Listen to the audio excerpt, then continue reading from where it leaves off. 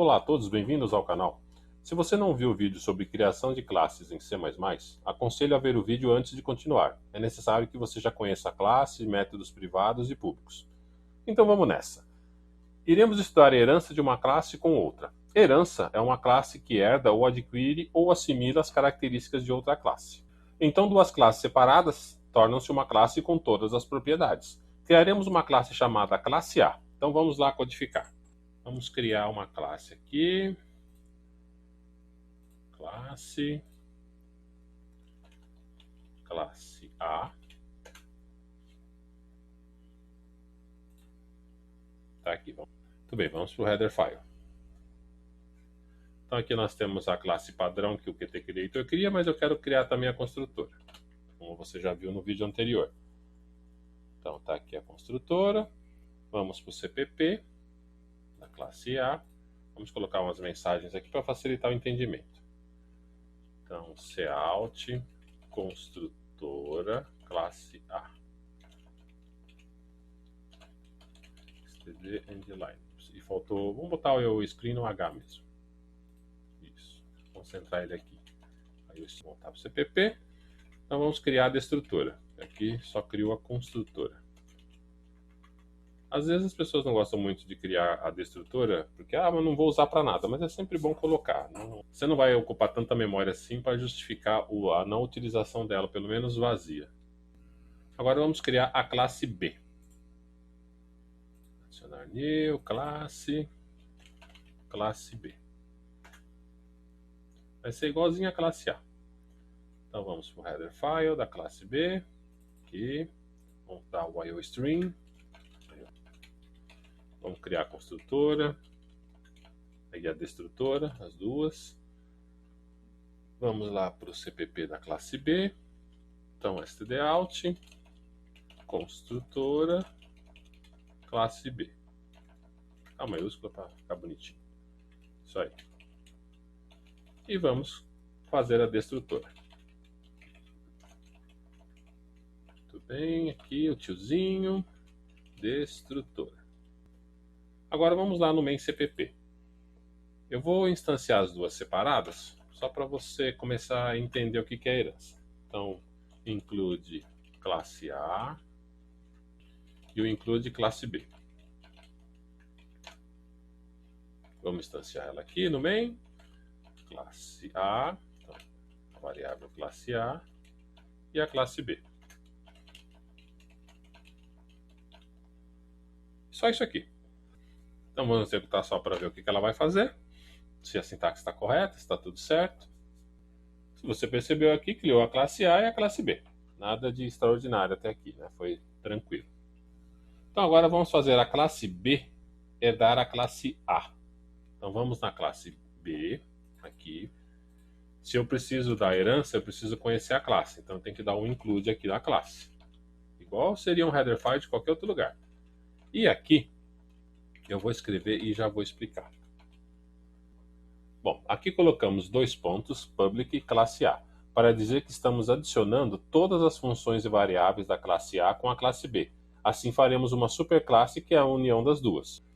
Em geral, nós colocamos public e o nome da classe, porque aí todas as características da classe A serão incorporadas na B, como se você estivesse instanciando ela fora do código, assim como nós fizemos no main CPP.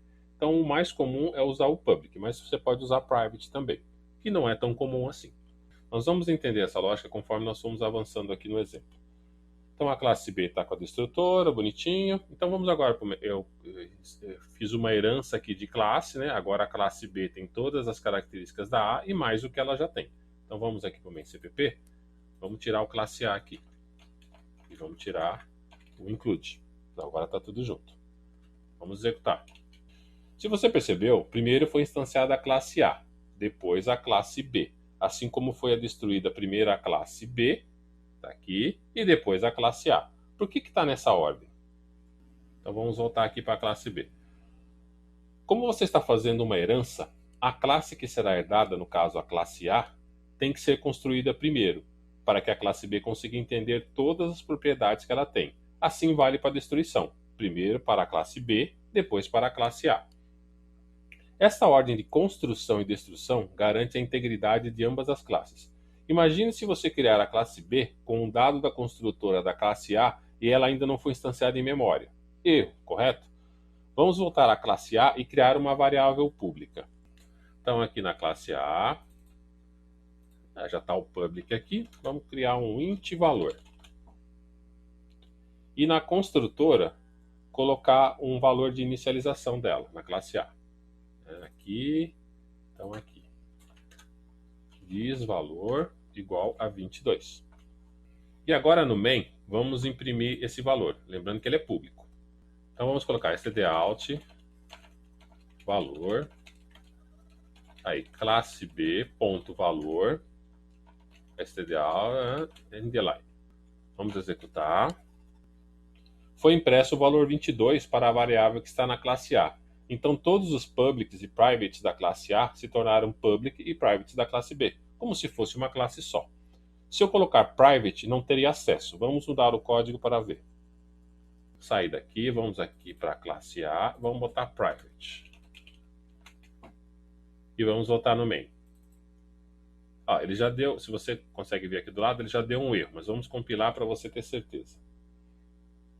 Aqui, não sei se a letra talvez esteja muito pequena, mas tem um erro aqui, ele não conseguiu compilar, porque ele está dizendo que esse cara aqui é private. Então o compilador apresentou um erro para o membro private.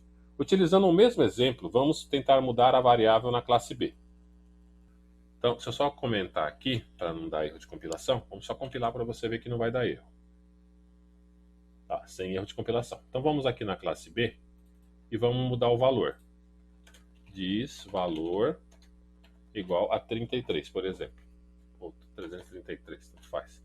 Você pode ver que deu a mesma mensagem. Aqui talvez você consiga ler melhor. O valor é private do membro classe A. Então, se eu compilar, vai dar o mesmo erro. A variável valor é private da classe A e a classe B não tem acesso.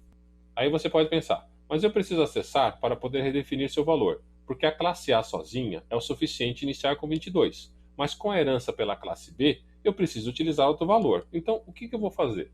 Para resolver esse problema, temos o modificador protect. Então, vamos aqui na classe A. Ao invés de private, tem o protect. Aqui. Sua função é intermediária entre public e private. Ela é private para a classe A e pública para a classe B. Ou seja, quando você coloca protect, você quer informar que quando essa classe for herdada por outra, ela disponibiliza seus tipos ou funções para a própria classe. Um artifício inteligente, se me permite comentar. Então agora que voltando no main CPP, vamos comentar essa função aqui. E vamos compilar. Ele já apresentou um erro. Deu erro porque ela é pública para a classe B, mas continua sendo private para o acesso externo.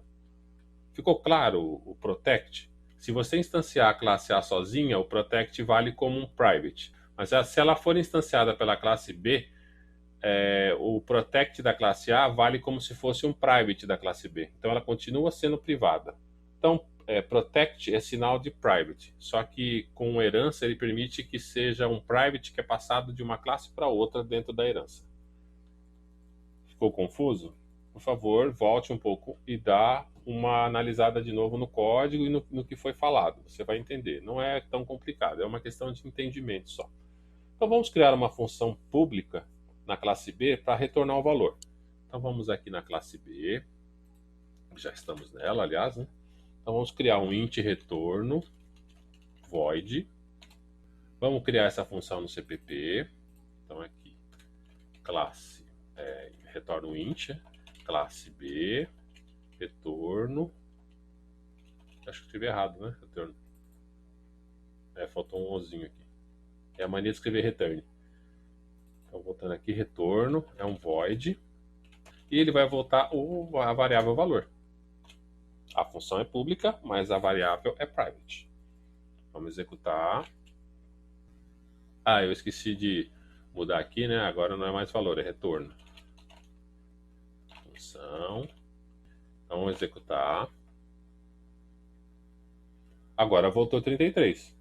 Porque foi definido 22 na construtora da classe A, depois foi definido 33 na construtora da classe B e a função retornou o último valor definido. Ok, agora que funcionou, ficou claro o que é herança? Se não ficou, por favor, volte o vídeo e faça testes. Apesar de ficarmos indo e voltando no código, o princípio é muito simples. Vamos avançar um pouco no conhecimento. Na classe A, vamos criar a mesma função int_retorno. Então vamos aqui na classe A. Eu vou criar aqui dentro, vai ser como protect mesmo, tá? Então aqui, int_retorno. Eu vou criar aqui dentro só para você ver que é possível. Então, retorno diz valor, vírgula. Escrevi o corpo e a definição aqui só para mostrar que é possível, tá? É uma boa prática você definir o corpo na função CPP. Então agora, aqui na classe A retornaria 22. E é o mesmo... Opa, retornou. Tá aqui, retornou. E se você percebeu, aqui na classe A é int_retorno void e na classe B também é int_retorno void. Então antes de eu executar, o que você acha que vai imprimir? 22 da classe A ou 33 da classe B? Então a classe A está aqui, ó. 22, a função está aqui. E no B, a função retorno igualzinha e o valor é 33. O que você acha que vai imprimir? Então, executar para confirmar. Se você disse 22, errou, porque as funções da classe B, mesmo com o mesmo nome da classe A, têm prioridade na execução. Nesse caso, você pode querer executar não a função retorno da classe B, mas sim a função da classe A. Vamos supor que você quisesse retornar diferente. Então, para ilustrar, vamos mudar um pouco o retorno da classe A. Vamos aqui na classe A e vamos colocar um valor mais 100 aqui, só para ficar bem diferente. E na classe B, o retorno, vamos mudar ele um pouco aqui. Vamos colocar int A é igual a classe A, dois pontos, retorno. E vamos colocar aqui, retorne A dividido por 10. Vamos comentar esse retorno aqui. Então vamos compilar. Olha lá, ele deu 13. Por que ele deu 13? Ele executou a classe A, que colocou 22. Aí ele instanciou a classe B, que colocou 33. Aí quando ele fez essa função aqui, ele pegou a função que estava no retorno da classe A. O que tem a função lá? É pegar o valor que está compartilhado entre as duas, na verdade é uma coisa só agora, e somou 100 ao valor. Como já estava com 33, virou 133. Quando eu dividi por 10, virou 13. Você entendeu que para eu executar a mesma função com o mesmo nome da classe que eu herdei, você põe o nome da classe, dois pontos, como está aqui. Aí você vai lá na classe que foi herdada e executa a função de lá. Então o que ele fez aqui? Ele pegou a função, retornou somado com 100, e aí eu continuei executando daqui para frente. Então, desta forma, a função retorno da classe B utilizou a função retorno da classe A, e com o retorno fez a divisão por 100. Este exemplo serve para explicar a orientação ao objeto e o recurso de codificar o menos possível utilizando o código já existente. Algumas pessoas costumam falar que o C++ não é orientado a objeto 100%. Mas o que é hoje em dia? Cada um tem uma definição de objeto. Acho que o que ele faz aqui é o suficiente. Então, por agora, já é o suficiente. Se ficou com dúvidas, por favor, reveja o vídeo, pois em um próximo vídeo veremos classes abstratas. Eu já estou adiantando esse assunto. Então, por favor, não esqueça de dar um like, inscreva-se no canal e clique no sino para receber notificações. Obrigado.